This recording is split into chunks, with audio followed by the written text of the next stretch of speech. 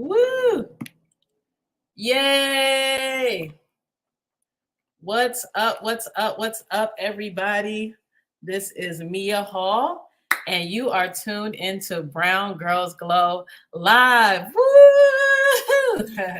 Oh, I'm so excited about today's episode. Just to let you know what Brown Girls Glow Live is about, Brown Girls Glow is an organization that helps girls to give, lead, own, and write their own destiny.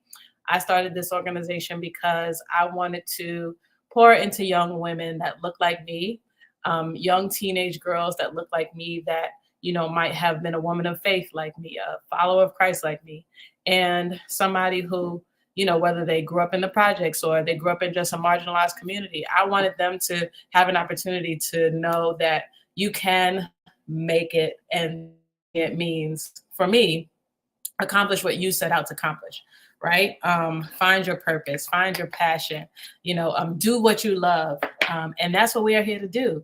So whether you are a, young teenager, or if you are just tuned in, and are a little bit older or even a little bit younger, we want you to just strap in and stay tuned. All right.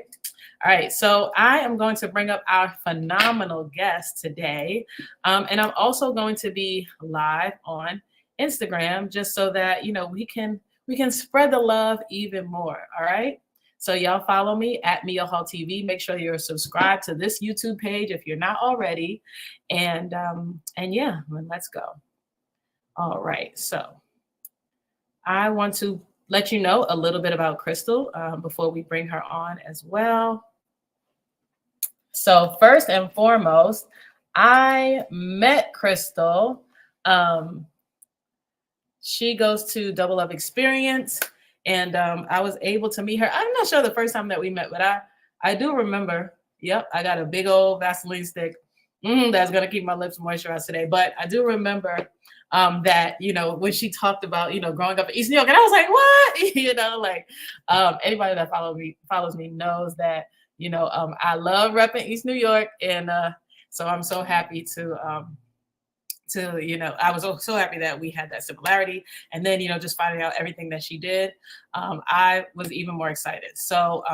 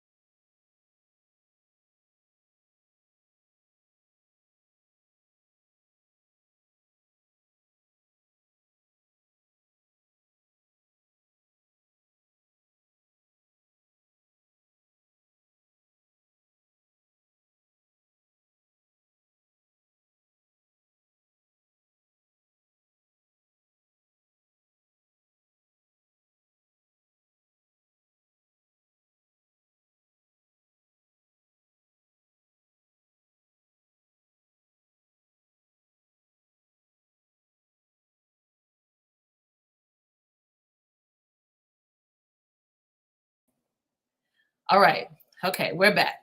Okay, IG, we're on YouTube, but I wanted to come on here to continue to spread the word. Oh yeah, you can hear me on both. Okay, so Crystal is an educator and community organizer with a passion for the work of liberation and healing in Black Latinx communities.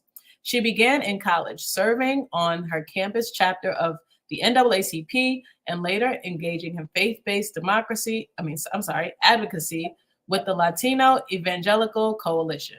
She holds a Bachelor of Arts in History from Binghamton University and a Master of Arts in Social Studies Education from Hunter College. She also uses her love for music and poetry to create opportunities to intersect social justice movement building and the creative arts. Crystal is a proud daughter of East New York, Brooklyn, a former NYC high school teacher, and has served as executive director of Faith in New York since 2019. Brown Girls Go Live. Please give a warm welcome to Crystal Walthall. Now, how do you say it last? I'm turning my volume all the way down on this. Let you know. But yes, now is it Walthall or is it Walthall? Walthall. So Wall. right. Okay. So the wall. It's a wall and a wall. I don't know what a thall is, but it's that. I love it. Okay, awesome. So I think we're good to go here. I think it looks good.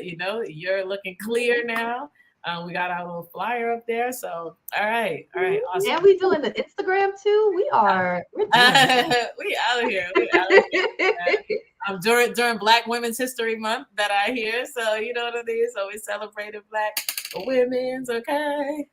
Woo, awesome. Right, cool. So let's get right into it, man. On Brown Girls Glow Live, I always like to ask people about, where they're from. Not that I haven't talked about it enough, but I want you to tell me, a little bit about, where you grew up and just that whole experience. How do you remember where you grew up in your childhood? Oh my goodness. Well, I mean, I grew up in East New York. I mean, that's why we're here today, right? Shout out to Boulevard Houses. That's where I grew up. Okay, Boulevard. And I lived, the first 18 years of my life, 16 of those years I lived in East New York. So I started, pre-K there, elementary, junior high, all of that. Which schools were you in? 273. Oh, okay, yeah, me too. I think we were about that. Yep. And so, I always felt like being in East New York is something that really just shaped who I am. I mean, where you're from really shapes who you are. But I think I'm really sensitive to the fact of how people think of what people think of when they hear East New York, right? When you hear Brooklyn, you think what you think, but then it's like, oh, you from the East? Right? And we often don't think about good things. We don't often think about leaders and powerful men and women and powerful people and just the amazingness that comes, the creativity, right? All of the things that come out of that area. And so for me, it's important to say that when I introduce who I am and where I'm from, that I name that, yeah, this is where I'm from, because it makes me who I am. Okay, I love that. Okay, awesome. I'm getting some. I love it. Of course, and shout out to Workman. All of it. We are both 273. Well, I didn't graduate, unfortunately, but but not like I got kicked out. I moved to Queens for a little bit of time, so I left 273 after 4th grade, but well, in 5th grade actually. So yeah, but of course, still love that school. And my aunt still works there now. What? So, they're actually having career day, I think, next month. I signed up for career day. I signed up. Nice. Okay, awesome. Alice was looking for people. So okay. I was like, as soon as I saw that post, I was like, sign me up. Yes. Okay. Nice. So yes. Hello, Charmaine Show is on there. So all of my Instagram family, I'm sorry, but we're gonna have to go only because we're getting feedback. We're getting an echo. Oh no. I know. I don't know how to. I would have to move, I guess, the camera way further away or something like that. But join us on youtube.com/Mia Hall. Okay. All right. Oh wait. Can you mute it from your end? I just muted my end. Does that help? Mute. If it mutes it. Mute from Instagram. Does that help? mute Instagram? Yeah. How did you? Oops. How did you? I saw a little thingy on the top of mine that allowed me to mute. Oh, oh. But then it's just our video, so then it's just like. Can folks hear? Let's see. Can folks hear? Can you still hear us? Instagram Live. Can you still hear us? I don't think so, because then we muted. It's okay. They said it's better. Wait, can you hear us? Yeah, can you hear us? Let's see. Let's go with it. Let's go with it and see what happens. And if Okay, okay. At least we'll know. We'll find out. You, no, they can't hear you. Okay, they can't hear us now. Oh yeah, the host muted. Okay. Well, try to go on YouTube, all right? And all right, we'll do Thank YouTube. You mm-hmm. Oh, right. I was saying, try to go on YouTube. Oh, look, they like sad. I know. I feel like I want to keep it going. But you say you hear the echo. I mean, it's okay because we're really. I mean, the IG. We're not going to save and post this IG. This is really just so you can hear the conversation. If you don't want to go to YouTube, so Mom, I'm sorry that there's an echo, but go to YouTube and watch it from there. Okay, now we're back. Okay, so East New York, yes, Shake 2 you were. I'm glad you learned a lot of lessons from there. So from 273, then you went to middle school. Where'd you go to middle school? Gersh. Okay. Yeah. Okay. 218. She is a true East New Yorker, y'all. Okay. Okay, and then what high school from there? Brooklyn Tech. Okay, Brooklyn Tech. You're a techie. Okay, that's awesome. Yes. And honestly, the ability to go to Brooklyn Tech was out of my Gersh experience. Come on, talk to me about that. So sidebar. I was just having a conversation with one of my friends who's an alum from the year after me. And we were talking about the racial demographics of Brooklyn Tech and how there are less and less students of color who are at Brooklyn Tech now, right? Because of all sorts of things. Yeah. And if you look at the classes of the 80s, the 90s, the early 2000s, there's a heavy black and brown presence there. Let me just call it what it is, right? The black folks and the Latinos are not there like they used to be. There's a whole thing about that. And so I was having a conversation with someone and I'm like, from my junior high school in East New York, right? 9 of us made it to Tech. 1 made it to Stuyvesant, and others also were part of the A Better Chance program. So they went to boarding school, right? Those are stories that you don't always hear about coming from our community. So so you got 9 people that went to Tech. Melanated folks. Melanated people that went to Tech. And yes. 1 that went to Stuyvesant, and then a few more that went through a Better Chance program to go to boarding school. Wow. See, yeah, I mean, I love that they gave you that opportunity. And you know, people would think, go ahead. You say well, the thing is for Brooklyn Tech, I didn't even know that specialized high schools existed, right? All my mother told me was like, don't go to my high school because she didn't want me traveling almost 2 hours to go from one part of Brooklyn to the other. So that's the only framing I had of high school. My zone school was Thomas Jefferson. So I'm like, that's all I got, right? So I was part of the challenge program at Gersh. And so we had an extra class period 9. And in that period 9, the first 12 weeks of our junior high school 8th grade year, they did SAT test prep. So 6 weeks verbal, 6 weeks math, and they signed us up for the test.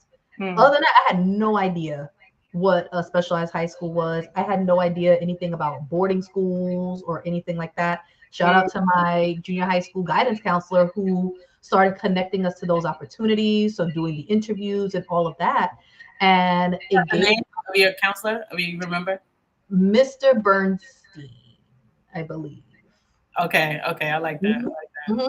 I'm gonna cut. I'm sorry, y'all. I'm gonna have to cut Instagram off, y'all. I love y'all, but I'm starting to hear it, and I don't want the YouTube to be messed up.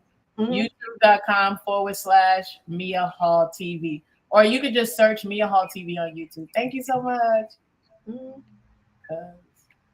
Because they're not gonna mess with my YouTube. Okay, we're focused. Yeah. There's too much happening over there. So let's see. Just in case. Just in case we get somebody that is watching. Okay. So What was I going to say? Okay, so your teacher, Mr. Bernstein. Our guidance counselor. Oh, guidance counselor, Mr. Bernstein. Yeah, I'm gave not, that I think, opportunity. I hope I'm not mixing up names, but I believe that's who it was. And so just being able to get connected to that level of opportunity, to be able to get connected to the different tests, the test prep, and just the exposure. Because I didn't have any of that exposure. It's like, Mhm. don't go to that school, go figure it out, right? Right, So and just even that experience of being exposed to what I was exposed to, right, just set me on a trajectory that brings me to where I am today. yeah, that's amazing. That's awesome. Mhm. Congratulations too, because you get it's one thing to be able to take the test, it's another thing to pass. Because I took the test for Brooklyn Tech, but I did not I pass. made it. And I I made went to it. middle school in Queens. So I mean, Mm. so from fifth grade, Mhm. I had yeah, at the end of fifth grade, I moved to Queens. So I spent like a year out there for sixth grade and then Mhm. went to middle school there till Mhm. ninth grade actually. Mm. Yeah, I remember taking the time. I think I might have, I don't know, because it was weird with not weird, but our school went up to ninth grade. So I think I might have took it Mhm. like that time. It was just it was Yeah. yeah, so yeah, but but that wasn't in the cards for me. So went on to Van Arsdale High School. Come on, Harry Van Arsdale, Brooklyn. Yep. That's where that was the last place I taught before I left teaching. Really? That Wow. campus. Wow. Right, because they broke it down to smaller campuses, right? Wow. What? I didn't Coincidences.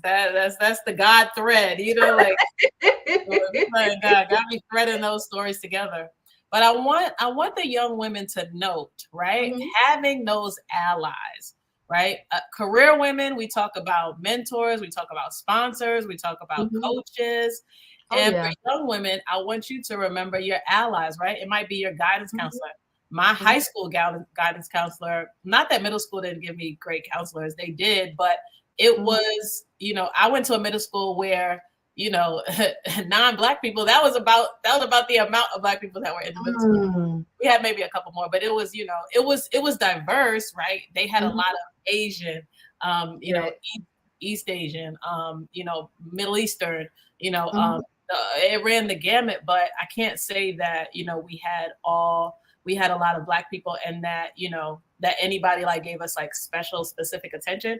Loved my middle school experience, but like I was just like, okay, maybe I'll go to, it wasn't like Mhm. anybody was like, guiding me along the way to go to that program. It makes a difference because one of the things I think about in my schooling experience growing up in East New York and then I became a teacher later on is that I had black teachers, I had black principals, right? I had like all of those formative years. I mean, even before going to like I started at 273 in second grade. So where I started school was Bethlehem Baptist Church Academy. Okay, I love it. I love With Church the Academy. jumpers and everything, right? Every like so having that black experience, and also we're talking about the 90s, right? So we had a gospel choir at school.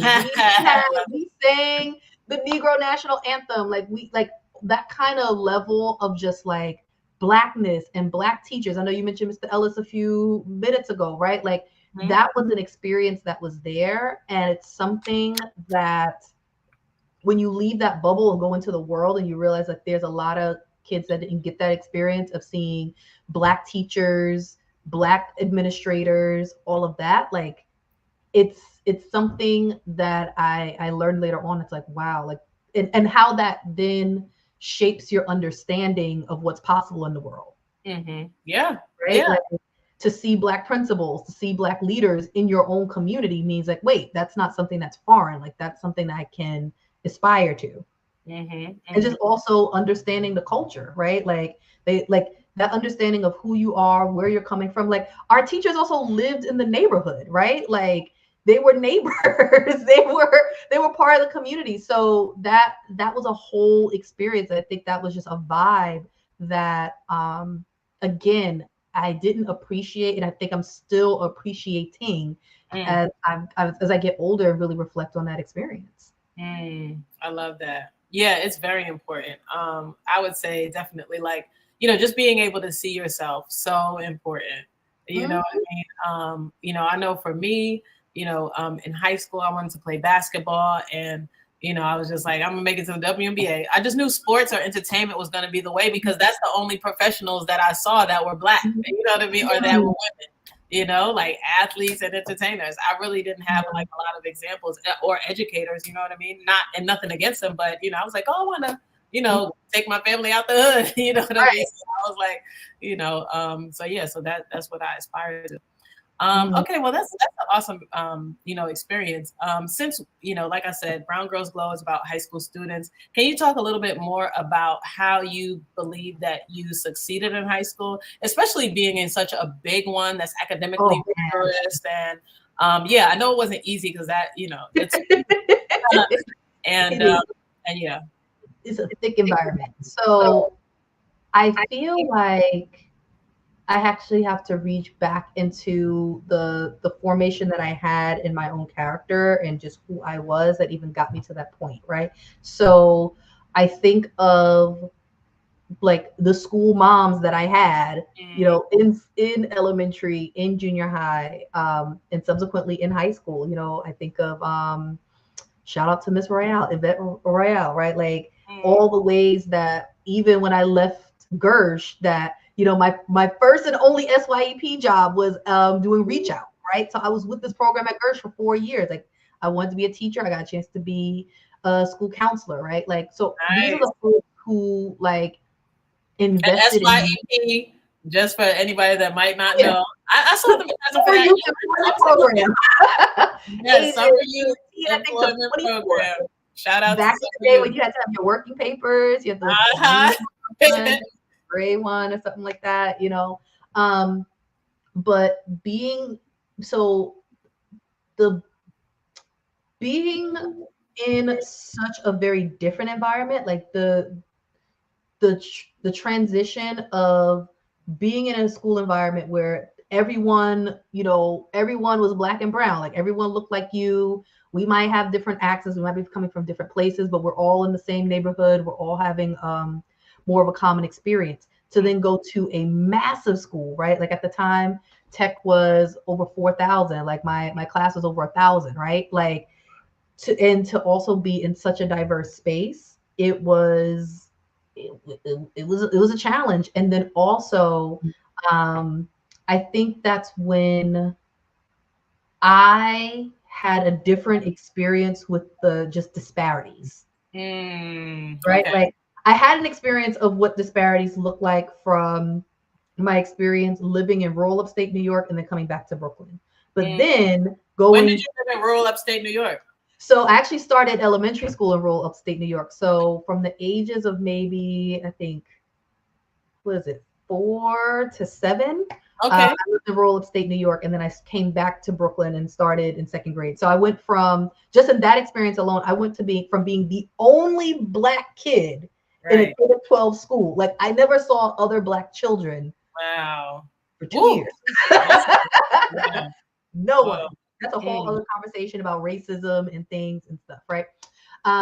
So already as a kid, there were some things in my mind about, I had access to certain things here and I didn't have access to certain things there. And then also like people demographics and things like that's a whole thing. But then when I got to high school, it's like, oh, you went from being like one of the kids who's in like the challenge program or the gifted and talented classes and like all that other stuff.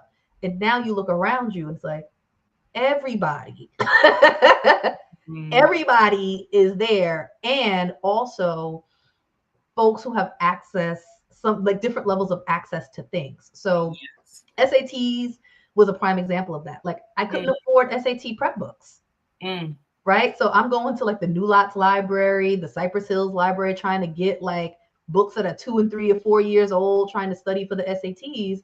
And I have classmates whose parents can pay for SAT prep courses. Giving out those dollars for thousands of dollars for these courses. Folks who've been preparing for this for years, right? Like it wasn't the same thing. Or I remember having a conversation of like, I think it was like my senior year with someone who was in my class, like my major. And, she's like, oh, well, it's like winter break or something. Like, oh, my family, we're going to like London for vacation. Like, where are you going? I'm like, my couch. Right. Like, you know, um, nope. you know, the ways and like so the like the income disparities, and that again, it's not everyone's experience, but that was something that I really was wrestling with, knowing that I'm coming back to a space where the resources are not the same, right? The conversation about going to college and what that looks like is not the same. The pressure of the conversation that I had when I started high school, that's like, get good grades because I have no money for you for college. Mhm, So get mhm, those scholarships, get what you need to get, because that's um so those are just things that I think was a different kind of weight, and like other familial responsibilities and stuff that I'm not saying other class like that no one else had those kind of responsibilities, but it definitely showed up differently from my experience, yeah. as opposed to some of my peers. Yeah, yeah. Okay, but you still were able to, thrive through the challenging times. Mhm. Um, True. Yeah. and what got you through, or maybe I should say, who got you through? Oh gosh, I always say like a lot of faith and a lot of school family, right? I think about the teachers who I had that were more than just teachers, right? I to Miss O'Neill, I will say Keisha O'Neill was our coordinator of student activities, our COSA, and I had her freshman year fall semester for technology. Okay. And so, because I also had to pick up my sister after school, I would sometimes have to just hang out after school and Mhm, wait mhm, until I could leave to then go pick up my sister because pickup started at 5 o'clock. And so I would hang out in her classroom, mhm. and hanging out in her classroom turned into the coordinated student activities and their student government. And so, Right. because I was hanging out with the student government kids all the time anyway, then I joined student government because I'm already here. I might as well get credit for it. And Right. then becoming, first I was a prefect rep, and then I became a major rep, and then by my senior year I became the co-vice president. And Okay. that started because Miss O'Neill gave me just a safe place to be. And then Mm, as you're going through the emotional roller coaster that is high school and teenager emotions and coming into all of that, like many times like she was that safe space to just cry, right? Or to just be like, I don't understand, or like, what is happening, and like gave gave that place to be. And I appreciate that, right? And she's one of a handful of teachers that really served in that place. Mr. Harbor, right? My ninth grade second semester bio teacher, Mr. yeah. Baki, my first semester bio teacher in ninth That's grade, like these it. different folks. And so their presence really helped to navigate through those really rocky years of what it means to like grow up and discover and everything, and also such a very competitive pressure environment. Okay. Yeah. No, Mhm. I know you need that. You need that support. Mhm. Um, so it sounds like that you started in church very early, Mhm. right? Now, was church something that has just always been in your life? Or Mhm. do you remember, well, I mean, I know that you probably do remember a time where like you really started to know Christ for yourself, or you like really answered the call to Christ for yourself. When was that moment? Oh, that's a good question. So I have a very unique story. Maybe maybe I think it's unique because I grew up in a very Christian household, and I can count the number of times I went to church growing up. Interesting. Yeah, that's interesting. So I'm church culture adjacent. So like, I didn't grow up listening to secular music. Bedtime stories or Bible stories, like, read Psalms, right? Sundays were, televangelists and radio, right? Like, so Mm, that was a lot of my experience, like growing up. And so then when I got to high school, I dabbled a little bit in gospel choir. Um, And it wasn't until I got to college that I was like, okay, I want to join. So I joined InterVarsity. That was honestly one of the first clubs I joined when I got on campus for my first school was InterVarsity Christian Fellowship and the Gospel Choir. And that for me started the process of like, well, what does faith look like for me? Because my experience of who is God and what is Christianity and all that is from home, right? So it's been just this continual learning, unveiling process. But yeah, that like college is where it started to become realer because it's no longer like, okay, Sundays is listening to radio and watching TBN because this is what mommy wants to watch, right? Like now am I showing up to this place because I want to? And even at that time, I still was very anti-church. I think it's funny that I'm a deacon now because I was super anti-church even when I started, right?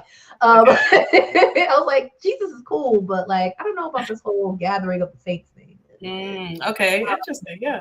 But it's, because I had that foundation, there are different moments in my life, like in my growing up and in school, that it showed up in just how I responded to things, how I thought about things, how I conducted myself, all of that. But yeah, college, freshman year is where it started. Okay. All right. Awesome. Well, I'm glad that that you kept going, and that you know him for yourself now. How did faith influence your career? Like, so, I know you talked about at colleges where you started, but I know that you said that you were passionate about education from being in high school as well when you did the summer youth program. So how did that guide your career from school and then even continuing your education? So it's the way I fell into faith-based community organizing. Okay. Let's hear it. It's a very interesting journey. So part of that actually, and the reason why I always say I'm a daughter of East New York when I, in my bio, when I talk about like when I introduce myself, is my experience in East New York and thinking about the experience of income disparities and what we're seeing and just those different things was like the start of it. Again, as I said earlier, there was a point in time that I lived in rural upstate New York, and then I come back to Brooklyn and I was like, I don't have computers the same way I used to have computers in my other school.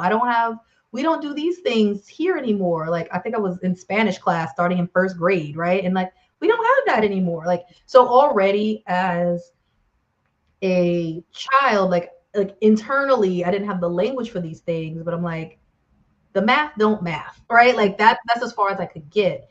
And then coming from a very, deep Christian household. So like I got faith and I got like what I'm seeing around me, right? And these things didn't always like add up and make sense in my head.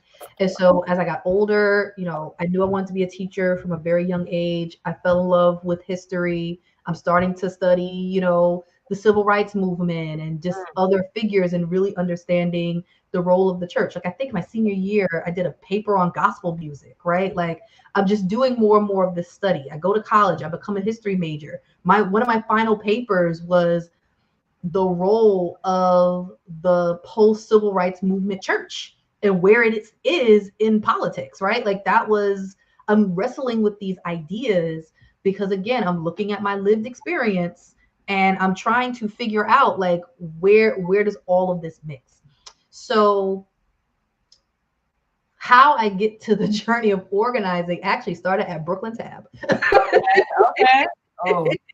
So I had a friend of mine in college who's now Dr. Keisha Blaine. So check her out, all her books, all her things on like, Fannie Lou Hamer, all that. Just she's an incredible, amazing human being. Check out Dr. Keisha Blaine's work.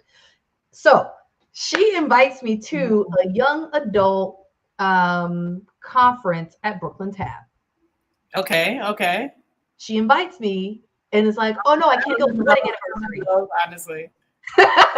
She invites me. I can't go. It's my wedding anniversary. So now I'm going by myself. I had never been to Brooklyn Tab before. All that kind of stuff. I Oh, go. wait, she couldn't go or you She couldn't go? couldn't go. She Oh, okay. invited me. It was I her signed up. She wedding. couldn't go. I went by Okay. myself.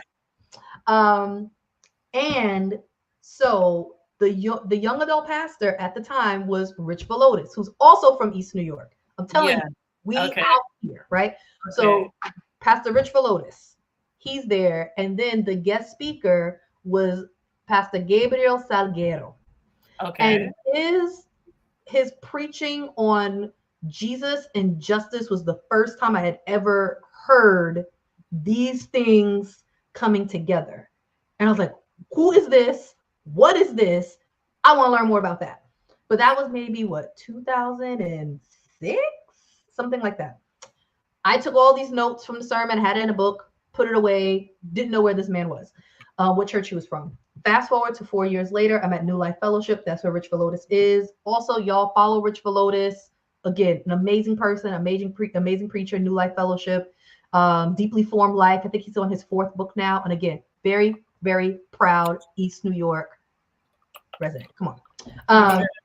So I happened to connect to friends on New Year's who were at the Lamb's Church, which is where Reverend Dr. Gabriel Salguero was, and I got connected to all of that. He founded the National Latino Evangelical Coalition. I get involved in the work that they're doing around organizing, and that's actually what brings me to Faith in New York, because one of their board members at the time was Faith in New York's Bronx organizer and convinced me when I was transitioning from teaching to apply to Faith in New York. And fast forward to like 4.5 years after that, I become the executive director, and I've been the executive director for 5 years. So, Wow. it started with a question. I know it's the long answer to how I got here, but it started with this question. It started with this space of discontent of trying to figure out, like, there's a place that my faith and my lived experiences, there has to be more here, right?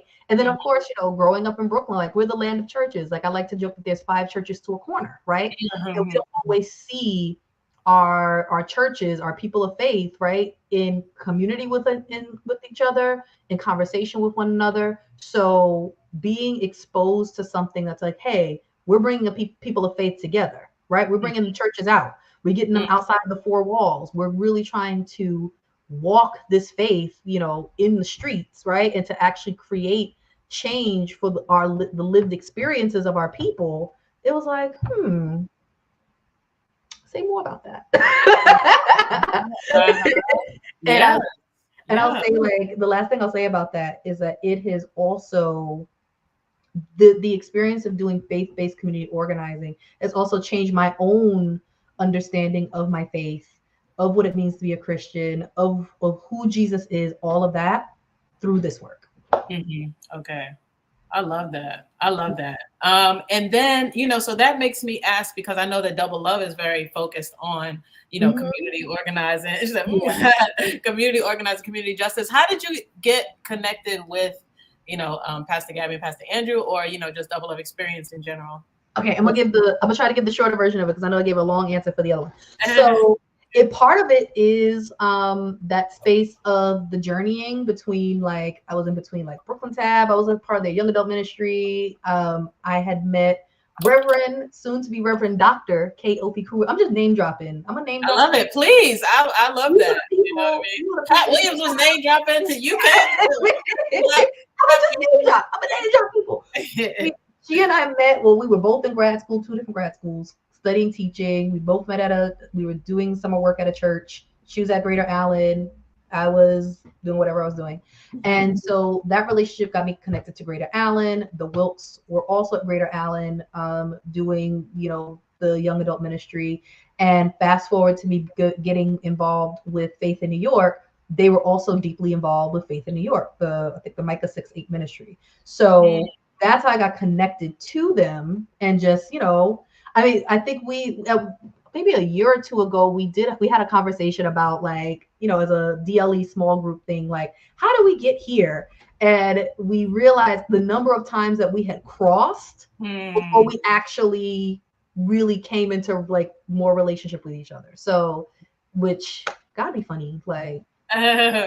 Have and you don't even know. So it's again their work and their commitment to as I like to say, Jesus and justice that got me just following their work, their writings, all that kind of stuff. And so when Double Love Experience started, for me, I was more like, I just want to be able to support people that I know, love God, love doing, deep, community work. Like they got the receipts to show it. I just want to support the ministry work. But also at the same time, I didn't have my own church. My church closed in 2017, and I hadn't had my own church community after that.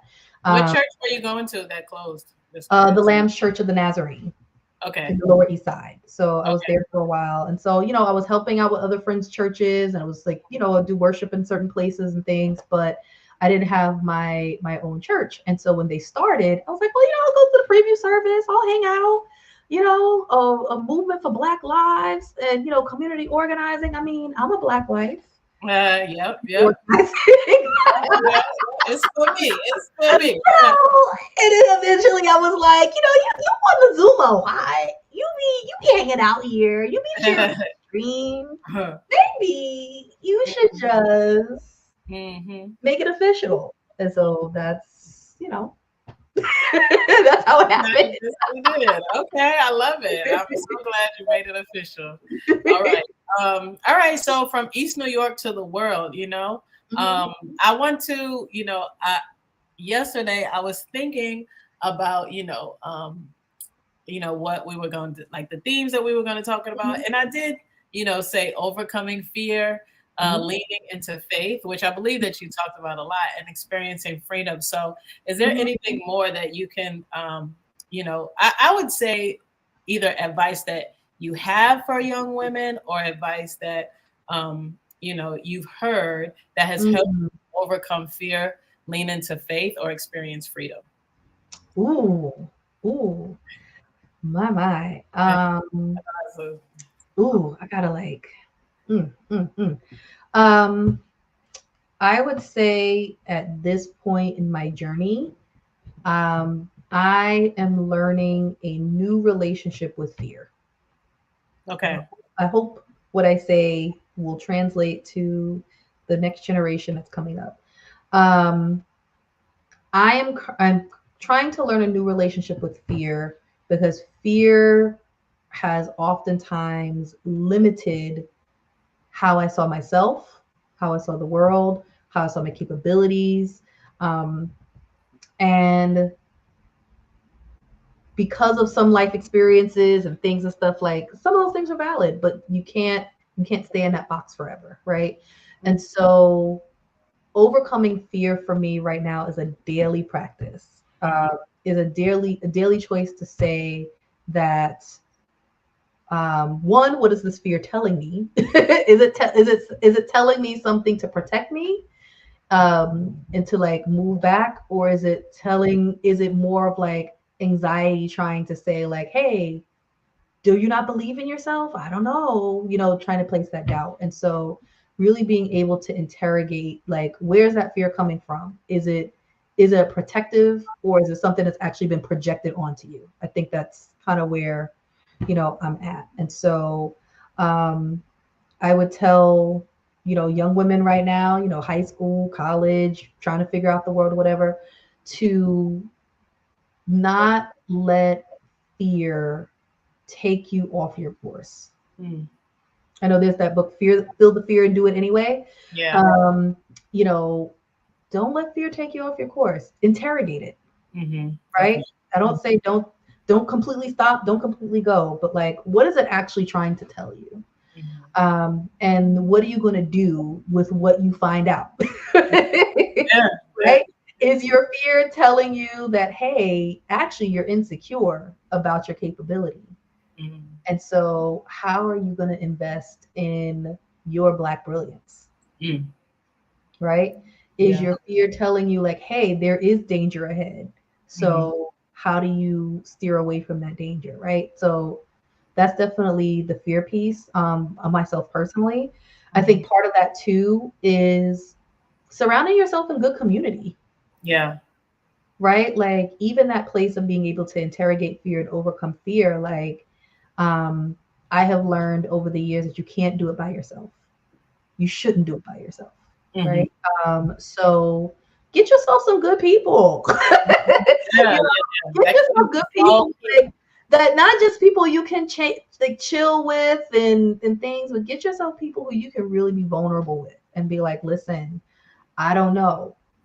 I'm scared, right? Or I'm excited, right? The people who will rejoice with you, people who will lament with you, people who will pray with you and for you, people who will be like, you said you're going to do this thing. You don't Mhm. want to get out the bed. All right, we're going to drag you out the bed and we're going to get you, let's go, right? Like That, sometimes you just need that extra oomph, that push. right? That, So that to me is a big piece of overcoming fear.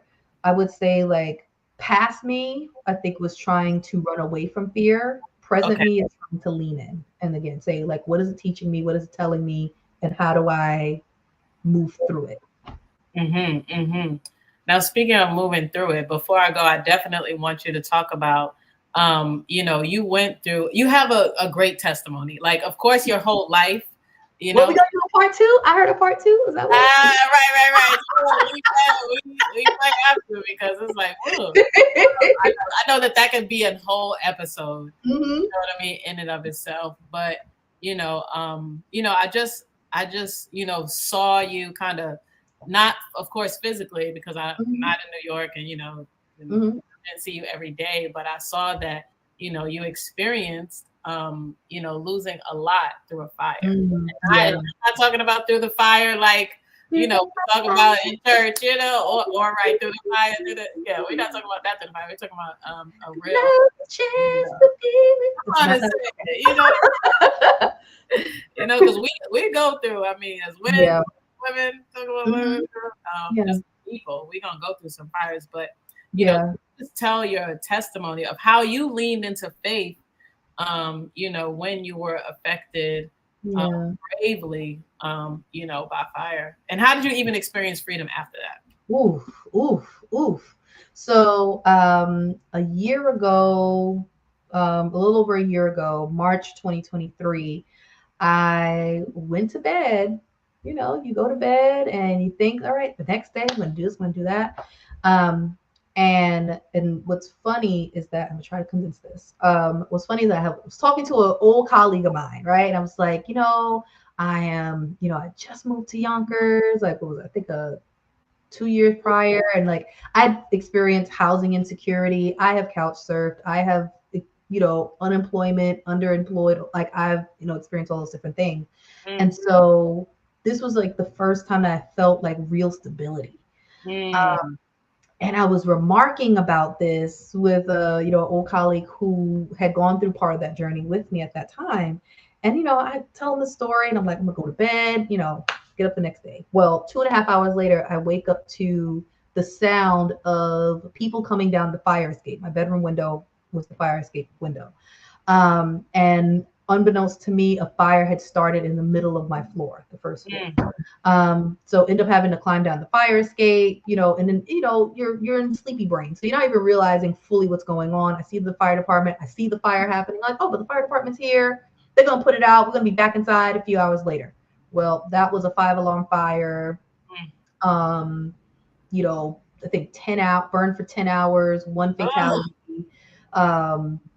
5 different area fire departments had to come out. It was, building, the center of the building, roof collapse, all that kind of stuff. And so to go to bed thinking like, okay, next day, doing all this thing, like living life, to losing everything, um, mm. is a big shift. It is a big, big, big shift. There was a whole lot of faith leaning, So that you didn't get to bring anything with you. Like when you went out, you were just trying to so think about yourself. I'm one of the blessed few, to be honest. I'm one of the blessed few that that day I was able to. My apartment was water damage, but it wasn't fire damage. So I was able to go in and just like grab a couple little clothes and like so a couple little things and be out. And so what we were originally told, short of it, is we were originally told to be able to go back. They found asbestos, couldn't go back. All that kind Mm, and only recently, as of like less than a month ago, there were a handful of us that were able to retrieve items Mm. based on what was approved by New York State, by Mm. video, to be able to grab items that were left after the looting, after the water damage, after the mold, after all that.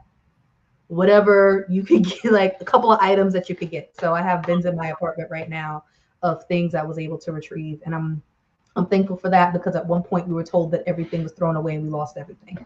Mm. For those of us who had apartments that weren't completely fire damaged, so that was a whole thing. So this last year has really been, I would say, a place of faith and formation and overcoming, right? It's been a place of having to lean on faith, lean on my friends, lean on my family, lean on people.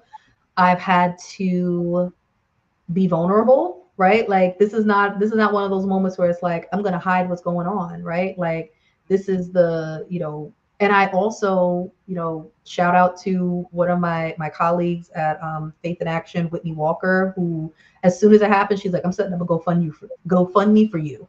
Nice. And I was like, okay, you know, shout out to my therapist who was like, I was like, I need to meet more and like help navigate me through, the trauma of that experience. Shout out to all of my friends, ladies at the lower level, y'all know who you are.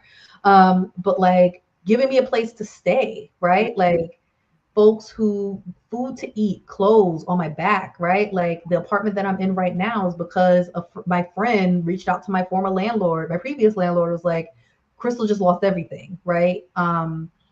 So it's been this process of really reimagining after such great loss. What do I want my life to look like now? Okay. What does faith mean to me now? What do I want my future to look like? And it's still an ongoing process, to be very honest. Yeah. But I am so thankful for all the ways that folks have fed my faith. Okay. Folks have fed the moments where just like grief just takes over. Mhm. And I'm here today, like, and I can laugh and I can joke and I can be whatever because of the way that, you know, friends, family, my church, other churches, other people, folks who I don't even know, supported just to get me here. So Mm. I'm incredibly. Amen. Amen. Well, I'm so thankful that you're on the other side of it, and yes, and I just continue to pray for your, of course, elevation and growth out of it. One thing we always like to ask guests is, what is one thing you would tell your 16-year-old self, if you had an opportunity to speak to young Krista? Ooh. Two things that come to my mind. It gets better. Mm. Mm. It gets better. It gets better. Trouble won't last always. It will get better. And also love yourself, girl. Mm. Love yourself, right? Like you are your best friend. No, like you can try to search for it in other places, other people. You are your best friend. So put all that energy and put all that life and light and all of that. Put that on you first. And yeah, I think that would have made a huge difference to 16-year-old me. I love that. I love that. Yes, yes, yes. So, can you just share for the listeners and everybody that's there, where they can follow you, where they can support, Yeah. Faith in New York, and yeah, the website they can go to it. Anything else you want to like promote? Anything you have coming up? How can the Brown Girls Glow community support Crystal? Okay, so I am an Instagram girly, so at Crystal Walthall, so you can find me there. Um, what else? Faith in New York, you can find us at Faith in New York on all social media platforms, even the Tickety Talks, although we don't be posting much there, but we there. Okay. And the best way that in this season you can support is, come follow me, hang out with me. I am, as I am on this life journey of learning and growing, I love being able to share what it means for me to understand what it means to be a more soft, rested, well Black woman. And so that's what I'm trying to lean into more on my social media. Also, what it means to be a Black woman in leadership, right? Yes. And that's a whole other conversation of that. So you can follow me there. In terms of the work of Faith in Organizing, Faith in New York is the place. I get a chance to do a few things there. One is I get a chance to put my teaching skills at work, and so we do a lot of training. We do a lot of leadership development. We actually just finished our round of CUNY interns today. So for any young girls, young women, young people who are looking for an opportunity to say, what does it mean to put my faith into action for like community change? Come hang out with us. We are a staff of all Black and brown women, Okay. which is also very rare to see in these kind of spaces. And so, that's a really good place to hang out, and just get connected to the work and really grow and develop there. So, Yes, y'all check them out. Check them out. Okay, oh, awesome. good. Yes. Well, my East New York seaside, you know what I'm saying? Thank you for coming through to Brown Girls Go Live. To the people that watch this live, man, thank you so much for your support. And to anybody that's watching the replay, man, we also appreciate you. Feel free to, or we implore you to share this with a friend, a few friends, so that they can be inspired by the words and the testimony of Crystal, and they can overcome fear, lean into faith, and experience freedom. So I thank you all for joining us. Please tune in next time. Make sure y'all subscribe, like, and even leave us a comment on what you thought about the interview. All right, y'all. So y'all can follow me at Mia Hall TV for any more updates. And I also have an event, Atlanta. We will have some online slots, but Atlanta, May 11th, I'm having my event. So y'all check my Instagram, check YouTube too, because I'll be putting the link in the description. But yeah, man, I want you to start your podcast, start, just anything that you in media, because that's where my experience is for over 10 years. And if you want to, just get it done, right? Start now, .eventbrite.com. So, because you want to start now, I want y'all to start now and just get it done. So I hope to see some of you there. All right, Crystal, thank you so much. And we'll see you next time. Bye. Bye.